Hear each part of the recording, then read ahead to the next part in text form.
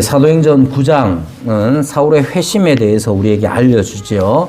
그리고 계속해서 말씀을 드리는 것처럼 회심이라는 것 말 그대로 이제 변화를 의미하는 것인데, 우리는 회심의 증거에 대해서 오늘까지 포함해서 이제 세 가지를 생각하려고 합니다. 지난번에 말씀드린 대로 첫 번째 회심의 증거는 하나님에 대한 새로운 경외심입니다.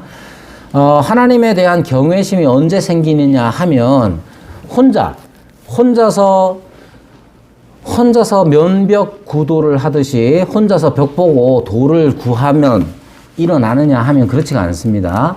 다른 종교에서는 그런 일이 있을 수 있죠. 뭐 도교라든지 아니면 불교라든지 이런 종교에서는 벽 보고 앉아서 계속해서 돌을 추구하다 보면 자기가 깨닫는 것이 있겠죠. 그러나 그렇게 이루어지는 방식이 아니라 기독교의 가장 중요한 특징은 만남을 통한 변화인데, 누구를 만나느냐 했을 때 그리스도를 만남으로 말미암는 변화입니다. 사람은 사람과 만났을 때의 변화를 일으킵니다. 누군가를 만났을 때, 예를 들면 뭐 이런 말 하잖아요. 소시오패스니 뭐 이런 사람들이 진짜 마동석 같은 사람들 만났을 때에도 소시오패스인가 뭐 이러면서 그러잖아요. 뭐 농담 삼아 하는 말이지만, 여러분, 사람을 누구를 만나느냐에 따라 그 사람의 반응하는 변화가 있는 거예요. 우리의 신앙적으로 얘기하면 우리의 신앙이라는 건 예수 그리스도를 만남으로 말미암는 변화이고, 우리가 예수님을 만났다라고 했을 때에 우리에게서 오는 만남이 주는 변화는 뭐냐 하면 하나님에 대한 경외심입니다. 이 경외심이라는 말, 경외라는 말은 두려워한다는 말인데, 예수 그리스도를 만난 다음에 오는 이 변화의 핵심은 두 가지입니다. 사랑과 두려움. 즉, 경외심을 영어 번역으로 loving fear라고 말씀드렸는데, 사랑하는 감정과 두려워하는 감정이 함께 오는 것이 참된 회심의 증거입니다. 우리가 예수님 만났어요? 만났다는 걸 어떻게 알아요? 우리의 변화를 통해서 알 수 있습니다. 근데 그 변화의 첫 번째는 하나님에 대한 경외심이에요. 근데 그 경외심이라는 게 단지 그냥 두려워만 하는 게 아니라 하나님을 사랑하고자 하는 마음이 함께 생겨나는 겁니다. 그리고 하나님을 두려워하는 것. 이제 무엇이 우선, 순서가 어떻게 되느냐는 달라질 수 있어요. 하나님을 두려워하는 마음을 통해서 예수 그리스도를 만날 수도 있고요. 예수님을 만나서 하나님을 두려워하는 마음이 생겼다가 사랑하는 마음이 생길 수도 있고, 그 반대일 수도 있습니다. 저 같은 경우는 하나님을 사랑하는 마음이 먼저 생겨났어요. 하나님께서 나를 품에 안으시고 나를 따뜻하게 아버지로서 안아주신다는 걸 먼저 경험하고 난 다음에 하나님에 대한 두려움이 나중에 찾아왔어요. 그러나 반대일 수도 있는 겁니다. 순서가 무엇이냐가 중요한 게 아니라 하나님에 대한 회심의 증거는 하나님에 대한 변화인데, 사랑과 경외심, 사랑과 두려움이 있어야 되는 거예요. 둘 중에 하나밖에 없다. 그건 온전한 회심이 될 수 없습니다. 사랑 없는 경외, 사랑이 없이, 하나님을 사랑하는 마음이 없이 두려움만 있다. 그럼 어떻게 되느냐 하면 율법주의자나 아니면 우상숭배자가 됩니다. 반대로 경외 없는 사랑은 어떻게 되느냐? 하나님을 만홀히 여기게 됩니다. 따라서 사랑과 경외가 함께 나타나는 것이 회심의 증거가 되는 것이죠. 어떻게 사랑과 경외, 사랑함과 두려움이 한 대상을 향해서 사랑함과 두려움이 나타날 수가 있느냐? 여러분, 그리스도의 십자가가 그것을 나타내죠. 그리스도의 십자가가 우리에게 나타내는 바가 뭡니까? 그것은 하나님의 심판이자 하나님의 사랑입니다. 그리스도께서 왜 십자가에 달리셨습니까? 뭐라고 말합니까? 아이고 예수가 뭐 죽을 짓 했으니까 죽었겠지. 그런 말은 예수님 안 믿는 사람들이 하는 말이잖아요. 우리는 예수님을 믿음으로써 어떻게 말하느냐 하면 예수님이 왜 십자가를 지셨느냐 했을 때 나의 죄의 형벌을 십자가에서 담당하신다라고 말해요. 그럼 나의 죄에 대한 형벌이라는 게 뭐냐? 하나님의 심판이란 말이에요. 하나님이 우리의 죄를 얼마나 분노하시느냐. 하나님 앞에서 우리의 죄가 하나님의 분노를 얼마나 유발하시느냐 하면 십자가를 통해서 보여주는 겁니다. 그러므로 십자가는 하나님의 죄에 대한 진노하심이 어떤지를 우리에게 보여줌으로써 하나님의 거룩하심에 대한 두려움을 갖게 합니다. 그러나 그것이 나를 위한 죄의 형벌이기 때문에 그리스도의 십자가는 또한 그리스도께서 하나님께서 나를 얼마나 사랑하시는지를 나타내 주는 거예요. 따라서 여러분 우리가 예수님을 만났다고 했을 때 예수님을 만났다는 건 그리스도의 십자가를 통한 만남이란 말입니다. 그리스도의 십자가는 우리에게 하나님의 사랑과 하나님의 두려움을 우리에게 보여줍니다. 따라서 예수님을 만난 사람은 하나님을 함부로 여기지 않습니다. 하나님은 사랑이시니까 이런 것도 다 용서해 줘야죠. 하나님은 사랑이시니까 내가 하는 거 이 정도는 아무것도 아니잖아요. 그렇게 함부로 하지 않습니다. 하나님은 하늘에 계신 높으신 분이니까 내가 지금 요 조만한 것만 해도 하나님은 나를 어떻게 벌하실 거야. 두려움에 떨지 않습니다. 두려움과 사랑은 함께 가는 거예요. 여러분 이것이 중요합니다. 우리 마음에 하나님을 향한 사랑과 하나님을 향한 두려움 두 가지가 같이 있습니다. 그걸 무엇이 말해줍니까? 그리스도의 십자가가 우리에게 말해주는 거예요. 그러한 변화가 사울에게 있었던 거예요. 두 번째 변화는 하나님께서 그리스도를 만난 사람들을 하나님께서는 그냥 혼자 버려두지 않습니다. 그는 교회에 속하게 되어 있습니다. 여러분 예수님 믿는다고 하면서 교회는 난 싫어. 그 마음은 내 이해합니다. 교회에서 상처받고 교회 사람들에 의해서 어쩌면 무시당하기도 했을 거고 그래서 교회 가면 기분이 나빠지고 교회 사람들이 자기를 대하는 태도가 너무나 힘들어서 교회를 떠나는 경우가 있을 수 있습니다. 혹은 현대 한국 교회에서 일어나고 있는 부끄러운 일들이 있단 말이에요. 교회에 수백억씩 비자금을 마련해 놓는 일도 있었다고 그러고 교회 목사라는 사람이 해서는 안 될 나쁜 짓을 하는 경우 그런 경우 부끄럽고 세상을 향해서 민망한 마음에 교회를 떠나는 경우 충분히 이해합니다. 그러나 하나님께서는 어떻게 하시느냐? 그 사람으로 하여금 교회에 속하게 하십니다. 그걸 어떻게 합니까? 사울이 예수님을 만났잖아요. 예수님께서 사울을 만나 주셨잖아요. 그러고 나서 어떻게 하셨느냐? 동일하신 그리스도께서 아나니아에게 나타나셔서 아나니아에게 뭐라고 말씀하시느냐 하면 사울이라는 사람이 지금 기도 중이다. 네가 가서 안수하여 눈을 뜨게 하라는 걸 그에게 보였다. 너도 네가 가서 그렇게 하라.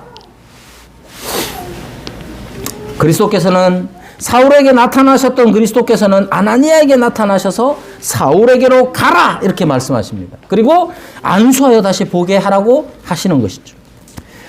여러분 그래서 교회의 역할이라는 게 중요합니다. 교회의 역할이라는 게 무엇이냐 하면 이렇게 회심하여 그리스도를 만난 사람들 그들을 교회로 맞이하는 일이 사실 교회가 되게 하는 일이 사울에게 더 막 요구되는 것이라기보다는 그때의 다메섹의 교회에게 하나님께서 그리스도께서 나타나셔서 하신 일이란 말이에요. 지금 우리에게도 마찬가지입니다. 지금도 많은 관심자들이 교회를 그나마 떠나지 못하고 있는 사람들을 향해서 야 네가 더 열심을 내라. 네가 왜 그렇게 사냐. 예배 잘 나와라. 빠지지 말아라. 하는 것도 필요하지만 그로 하여금 우리가 그들을 환대하고 그들이 교회의 일원이 될 수 있도록 우리의 마음을 여는 것, 우리가 먼저 다가가는 일이 교회에 필요합니다. 그리스도께서 하신 일이 뭐냐? 그 일을 하신 거예요. 아나니아는 그리스도의 말씀에 순종을 어떻게 합니까? 안수합니다. 여러분, 안수가 뭡니까? 안수는 머리에 손을 얹는 행위로 나타나죠. 그러나 단지 손을 머리에 얹는 것만을 의미하지 않았을 겁니다. 왜냐? 레위기를 할 때 우리가 다 다루었지만 제물에 짐승에게 안수할 때에 그냥 가만히 이렇게 하는 게 아니에요. 사람들이 구약시대에 제물을 가지고 오면 이 제물이 어떤 용도의 제사여야 하는지를 나타내줘야 됩니다. 무조건 뭐 양 끌고 오면 이 양이 무엇으로 드려져야 되는지를 말해야 될 거 아니에요. 안수하며 기도할 때 그것을 나타냈을 겁니다. 자, 아나니아도 안수하면서 기도했을 것이고 그 기도의 내용은 아마도 그로 하여금 눈을 뜨게 하는 것이었을 겁니다. 근데 여기서 손을 댄다는 것 한번 생각해 보세요. 손을 댄다는 것, 누구에게 손을 대느냐? 사울에게 머리에 손을 댄단 말이에요. 여러분, 이때 당시만 하더라도 정결과 부정, 정함과 부정함의 관념들이 이 사람들에게 있었단 말이에요. 그래서 밖에 나갔다 돌아오면 손을 씻어요. 왜 손 씻느냐? 세균 때문에 손 씻는 게 아니에요. 밖에서 자기가 어쩌다가 부정한 것을 만졌을 수도 있으니까 그 부정을 씻어내기 위해서 손을 씻는단 말이에요. 이 사람들이 평생 그렇게 살았어요. 평생 그렇게 살았는데 사울이라는 사람이 자기 편에서 보면 부정한 사람이잖아요. 사울은 어떤 사람이냐? 교회를 핍박하고 예수님을 핍박하는 사람이에요. 그런 사람에게 손을 댄다는 건 내가 부정해진다고 생각할 수도 있는 거예요. 그럼에도 불구하고 어떻게 했습니까? 손을 대서 안수합니다. 과연 어떻게 이런 일이 일어날 수 있느냐? 여러분, 하나님의 뜻에 대한 신뢰를 바탕으로 이 일이 이루어진 겁니다. 그뿐만 아니라 이렇게 주님에 대한 신뢰와 주님에 대한 순종의 마음으로 아나니아는 핍박자 사울에게 안수할 수 있었던 거예요. 그리고 이렇게 안수할 때에 무엇이 생겨나느냐 하면 일체감이 생겨날 수밖에 없습니다. 자, 구약시대에 제물을 가지고 오면, 짐승을 가지고 제사를 드리기 위해서 짐승을 가지고 오면 어떻게 하느냐? 안수합니다. 근데 이 안수의 행위라는 것이 전가의 의미도 있습니다. 나의 죄가 전가된다는 게 포함되지만 또 하나 필요한 건 뭐냐면 내 죄가 전가된다는 것 자체는 짐승과 구약의 예배자의 일체감이 형성되는 거예요. 지금 이 자기의 죄를 속하기 위해서 짐승에게 안수하면 내 죄가 얘한테 갔어. 그걸로 끝나는 게 아니잖아요. 그 짐승을 자기가 잡아요. 속죄를 위하여 번제를 드릴 때에 각을 뜬단 말이에요. 이 짐승이, 이 양이 왜 배가 갈려지고 사지가 잘려지고 내장이 뜯기고 그렇게 해야 됩니까? 예배자는 이 짐승이 나의 죄 때문이구나라는 일체감이 있어야 된단 말이에요. 아나니아가 사울에게 안수했을 때 단지 그냥 하나님이 하라니까 하는 게 아니에요. 하나님이 눈뜨게 하기 위해서는 그냥 야 가서 기도해줘라 하면 될 텐데 왜 안수하라고 합니까? 그 안수를 통해서 그는 일체감을 느낍니다. 어떤 일체감입니까? 나의 죄가 나도 죄인이었고 이 사람도 죄인이고 나도 용서받았고 이 사람도 용서받았다 하는, 그뿐만 아니라 우리 모두는 다 마치 제물처럼 하나님께 드려지는 자가 되었다 하는 점을 나타내기 위해서 안수하는 거예요. 그러므로 아나니아가 안수하는 이 일들을 통해서 결국 아나니아는 사울과의 일체감, 단지 사울도 사람이고 나도 사람이야 정도가 아니라 그리스도를 중심으로 하여 그리스도께서 나의 죄를 위하여 죽으시고 나를 용서하시고 나를 그리스도의 사람으로 삼으사 그 도를 따르는 사람으로 만드셨다는 그 일체감을 느꼈을 겁니다. 여러분, 그리고 나서 사울을 어떻게 부릅니까? 형제 사울아 이렇게 부릅니다. 형제 사울아. 형제됨이라는 게 여러분 생각해 보시면 사울이 지금 교회를 위해서 한 일이 뭐가 있습니까? 아무것도 없어요.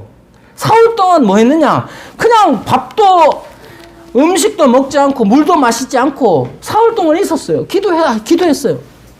그래서 교회를 위해서 무언가를 한 일이 없어요. 그럼에도 불구하고 아나니아는 사울을 향해서 형제 사울아 이렇게 부릅니다. 사실 따지고 보면 아직 아무도 사울이 변했다는 사실을 확신할 수가 없었습니다. 그는 아무 일도 안 했습니다. 그럼에도 불구하고 형제 사울아 부를 수 있었던 것은 하나님이 나의 아버지가 되신다는 사실에서부터 시작되는 거예요. 여러분, 임재범이하고 손지창이하고 형제랍니다. 그 얘기 들어봤죠? 못 들어봤어요? 네. 가르쳐 드릴게요. 임재범이랑 손지창이랑 형제래요. 닮지도 않았는데 형제랍니다. 왜 그런지 알아요? 아버지가 같대요. 그 유명한 아나운서 출신의 뭐 무슨 분이 예, 바람 피워가지고 낳은 아들 뭐 이렇게 되는 거예요. 생긴 것도 달라 보여요. 성도 달라요. 근데 형제가 될 수 있습니까? 형제래요. 왜 그래요? 아버지가 같대요. 죄로 말미암는 이 관계에서도 되는데 하물며 영적으로 사울이라는 사람은 나쁜 사람이잖아요. 우리 쪽에서 보면 예수 믿는다고 잡아다가 막 죽이기도 하고 뭐 이러니까 얼마나 힘들어요. 근데 그리스도께서 어떻게 나타나셔서 무엇을 나타내 주셨느냐 하면 사울을 향하여 하나님 되심을 드러내심으로 사울에게도 하나님이 아버지가 되시고 그에게 핍박받는 나에게도 하나님이 아버지가 되시니 사울은 지금 아무것도 한 일이 없지만 한 아버지 안에 있다는 사실을 깨닫게 됨으로써 형제라고 부르는 거예요. 여러분, 우리 교회 안에도 형제라고 부르고 싶지 않은 사람들이 있을 수 있어요. 우리 교회에 딱 한 번 나왔던 형제가 저 위쪽으로 올라가가지고 교회를 다녔습니다. 여러 군데를 전전하다가 세움교회를 나갔어요. 우대구 형제를 보낸 그 교회를 갔어요. 최근에 교회를 떠났어요. 그래서 제 친구가 있는 교회로 갔어요. 왜 떠났느냐? 세움교회에 연세가 많으신 분들이 윤석열을 뽑았고 지지하고 막 이런다는 거야. 이 사람이 생각하기에 아니 어떻게 그리스도인이 윤석열을 지지할 수 있지? 도저히 용납을 못해. 그래서 떠났어요. 여러분, 정치적으로 어떤 편에 서 있느냐의 문제가 아니에요. 우리는 종종 형제됨을 어디에서 찾느냐 하면 나와 같으냐 아니냐에서 찾습니다. 어찌 보면 당연할 수도 있어요. 여러분, 그러나 만약에 그렇게 한다면 아나니아는 사울을 향해서 형제라고 부를 수가 없어요. 사울이 한 게 뭡니까? 아무것도 없어요. 그러나 그리스도께서 오셔서 어떻게 하셨느냐? 사울에 대하여 말씀하여 주시죠. 여러분, 정치적으로 어떤 일이든 혹은 윤리적으로도 마찬가지입니다. 윤리적으로 나쁜 짓 하고 돌아다니면서 나 예수님 믿어요 하는 사람을 저는 안 믿습니다. 그러나 나쁜 짓을 많이 하다가도 나 예수님 믿어요 라고 말하면 일단 어떻게 해줘야 되느냐? 그 사람에 대하여 형제됨을 인정해야 됩니다. 왜? 그 사람이 어떠냐가 중요한 게 아니라 그 사람을 하나님께서 받으셨느냐의 문제이기 때문에 그래요. 그도 하나님을 믿는다. 그도 예수 그리스도로 말미암아 하나님의 아버지 되심을 믿는다면 그가 어떤 삶을 살았든지 우리는 형제로 받아줘야 합니다. 그리고 그 다음에는 그 다음 문제예요. 시작은 그렇게 해야 하는 겁니다. 따라서 형제됨의 기초는 무엇이냐면 하나님의 사랑과 하나님에 대한 신뢰, 하나님의 사랑과 하나님에 대한 신뢰가 형제됨의 기초가 되어야 합니다.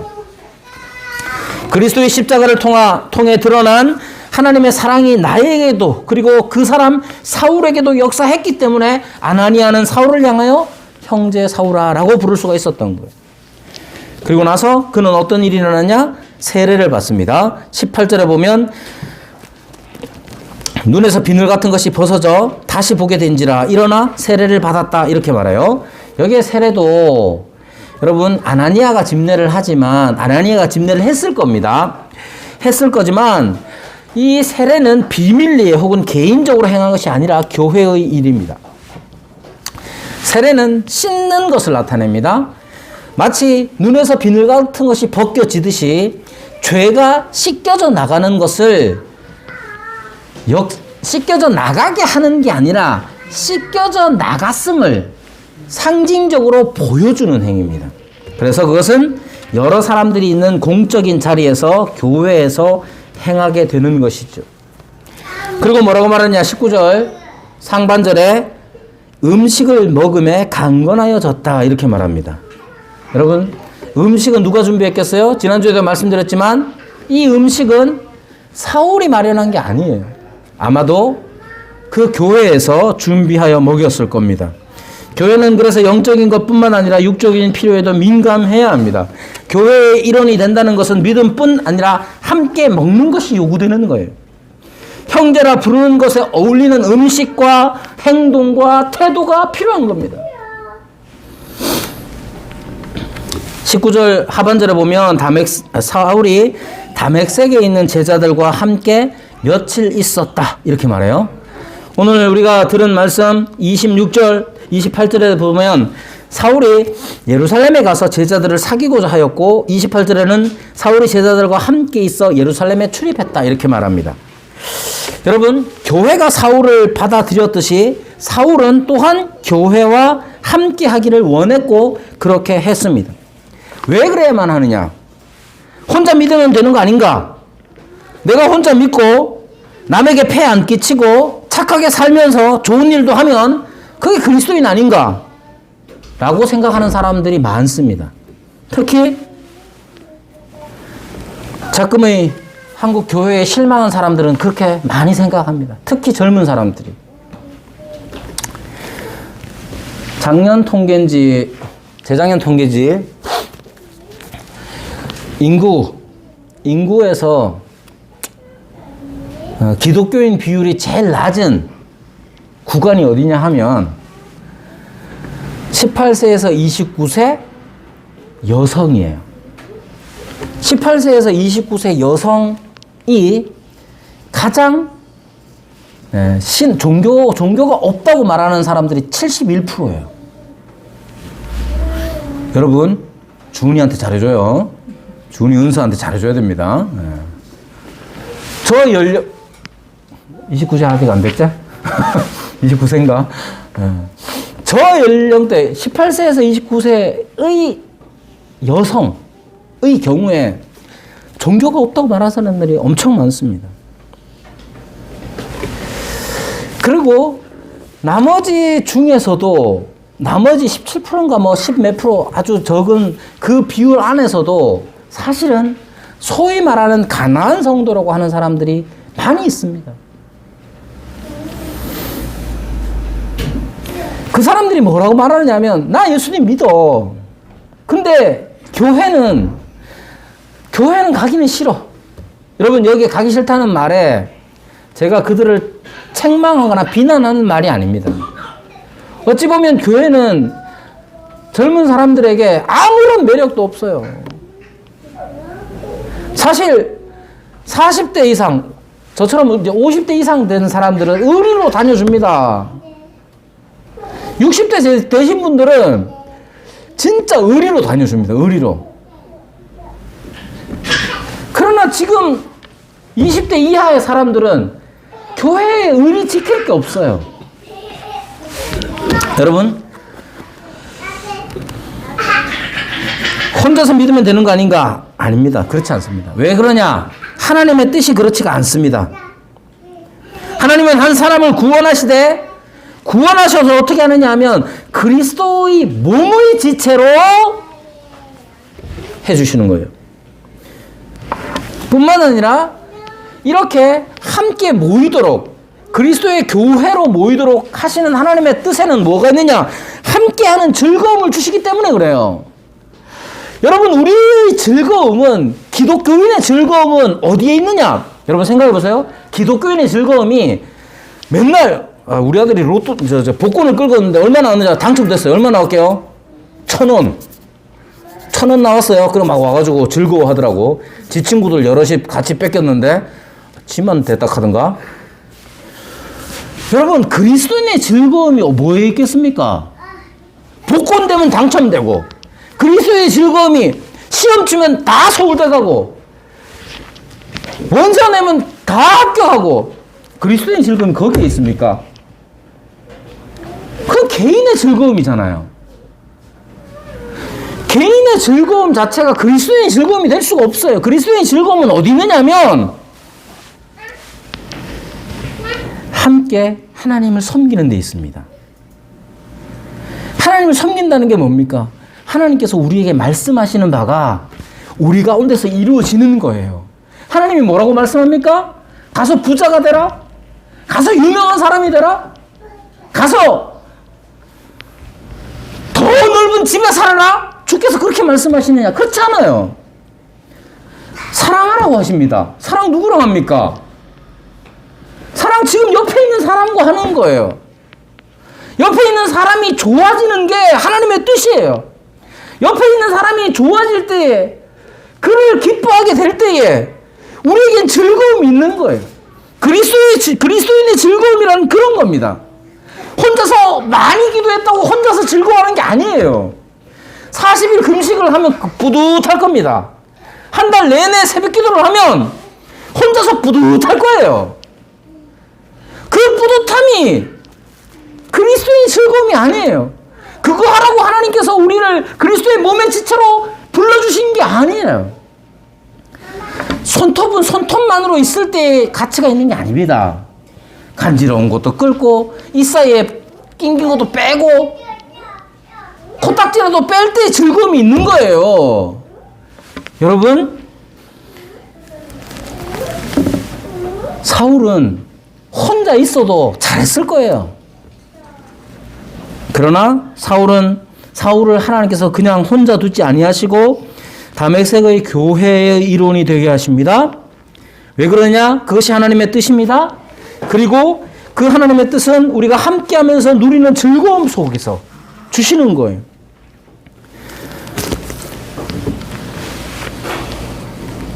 그리고 그 즐거움의 가장 근원은 그리스도의 사랑입니다. 여러분, 함께할 때에 마냥 즐겁지 않잖아요. 마냥 즐겁지 않습니다. 나는 꼬두밥을 좋아하는데 누구는 진밥을 좋아하고, 나는 회를 좋아하는데 누구는 회는 질색하고. 어떡하겠어요? 우리 집에도 마찬가지. 우리 큰아들, 큰딸이 짬뽕을 그렇게 좋아합니다. 짬뽕을 그렇게 좋아하는데 해물은 절대로 안 먹습니다. 그럼 저는 어떻게 되겠어요? 즐겁죠? 왜? 해물은 다 내가 먹거든요. 여기서도 주고 저기서도 주고. 여러분, 다른 것이 우리를 갈라놓을 때가 얼마나 많습니까? 부자와 가난한 사람들 함께 섞일 수 있습니까? 많이 배운 사람과 못 배운 사람 섞일 수 있습니까? 사회적으로 높은 사람과 신분이 낮은 사람 함께 섞일 수 있습니까? 그런데 섞여요. 섞여야 해요. 어떻게 그렇게 섞일 수 있습니까? 부자도 그리스도에게, 가난한 자도 그리스도에게, 못 배운 사람도 그리스도에게, 박사님들도 그리스도에게, 다 그리스도에게 접붙여졌기 때문에, 그리스도께서 우리를 다스리기 때문에 우리는 다름에도 하나가 될 수 있는 거고, 그렇게 하나가 될 때에 우리는 그리스도께 영광을 돌립니다. 이렇게 다른 우리를 하나가 되게 하시고 함께 자라가게 하시고 함께 성숙하게 하시는 그리스도의 역사에 우리는 감사함을 느끼고 또한 즐거움을 누리는 거예요. 그래서 사울 같은 사람도 하나님께서 교회의 일원이 되게 하시는 거예요. 사울도 자기 같은 사람이 없어 보이지만 그리스도를 의지하여 그리스도의 교회의 일원이 되는 겁니다.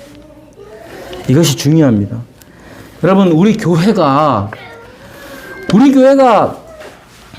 몇 명 안 모이잖아요. 몇 명 안 모이는 이런 때에 참으로 참된 회심의 증거들이 나타나야 해요. 하나님을 향한 경외함, 하나님을 향한 경외심으로 우리는 늘 살아야 할 뿐만 아니라 우리를 교회로 불러주신, 하나가 되게 하신 그리스도를 믿음으로 말미암아 하나됨을 이루어 가야 되는 거예요. 그것이 회심한 자들의 특징입니다. 그리스도께서는 교회의 머리가 되셔서 이 모든 일들을 이루어 가시는 겁니다. 교회를 위하여 기도할 때에 우리는 계속해서 이러한 그림을 그려가야 돼요. 교회에 대한 기도를 할 때에 누구 잘 되게 해주세요, 누구 안 아프게 해주세요 만이 아니라 우리가 함께 그리스도의 교회로서 함께하는 즐거움이 넘쳐나는 교회가 될 수 있도록, 그리고 그 일을 위하여 내가 해야 할 일이 무엇인지를 깨닫고 작게나마 순종해가는 그런 한 사람 한 사람이 되어야 교회가 성숙한 겁니다. 우리 교회가 그런 교회가 되도록 함께 기도하는 저와 여러분이 되기를 바랍니다.